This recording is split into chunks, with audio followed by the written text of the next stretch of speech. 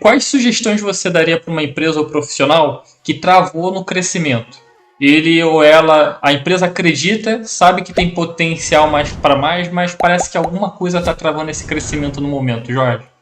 A empresa ou a pessoa, ou o vendedor? Empresa, pessoa, vendedor de forma geral, né? Olha, aquelas pessoas que estudam estratégia, de certeza que estudaram uma parte da estratégia que chama-se análise SWOT. Você sabe o que é? Não sei se estudou estratégia. SWOT são siglas em inglês que em português significa análise dos pontos fortes, fracos, oportunidades e ameaças. Nós, quando vamos para o mercado, temos que ver, e como vendedores também, quais são os meus pontos fortes, quais são os meus pontos fracos, que oportunidades é que eu tenho e quais são as ameaças. Portanto, os pontos fortes dão-nos oportunidades, os pontos fracos dão-nos ameaças. Se eu não sou bem em números, eu não vou trabalhar para um banco. Não está a perceber? Ainda conto as notas erradas, não é? Portanto, e portanto, numa empresa, normalmente começa-se com a tal análise SWOT, é uma espécie de radiografia.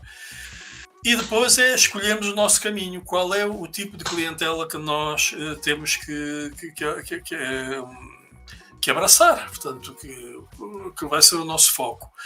Eu fiz uma vez, está aí num dos meus vídeos, um e-book que é do perfil de cliente ideal. Porque muitas empresas dizem, os meus e-mails não funcionam, ninguém me responde, porque estão a contratar as empresas erradas. Eu, por exemplo, já recebo e-mails a pessoas a venderem óleos industriais. Para que é que uma empresa de consultoria, de formação, quer óleos industriais? Sim. Está a perder tempo.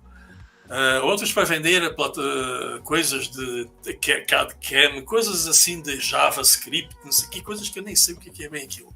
Portanto, muitas vezes a nossa prospecção nas vendas e as empresas estão a abordar as empresas erradas. Portanto, tem que fazer uma radiografia de onde é que devem ir e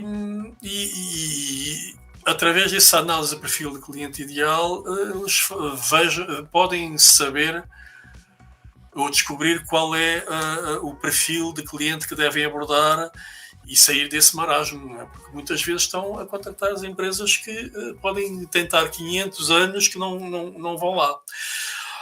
É uma dica isto. É claro que essa pergunta só mesmo sabendo a empresa em causa, fazendo um diagnóstico mais local, mas posso dar um exemplo. Eu gosto muito de exemplos, os exemplos muito rápidos. Eu uma vez numa empresa estava lá num trabalho de consultoria e havia um vendedor que trabalhava as grandes contas, as vendas complexas.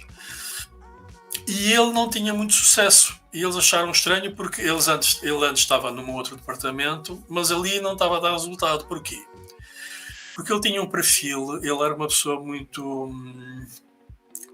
dinâmica, não tinha paciência para esperar, queria as coisas já para ontem. Era bem uma pessoa que tem as grandes contas, as vendas complexas, tem que ter capacidade de relacionamento. E, portanto, essa pessoa era um bocado nervosa. Portanto, ele devia estar em todo o lado, menos nas vendas complexas. Portanto, não era ele que estava errado, foi a pessoa que o pôs lá naquele lugar que errou. Ele quis evoluir, pensava que aquilo era uma evolução, mas ele não...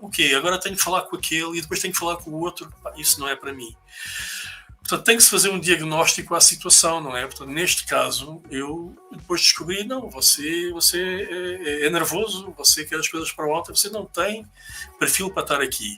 Volta onde estava, para os clientes de transação mais rápida, que é aí que você está bem. Assim foi e resultou.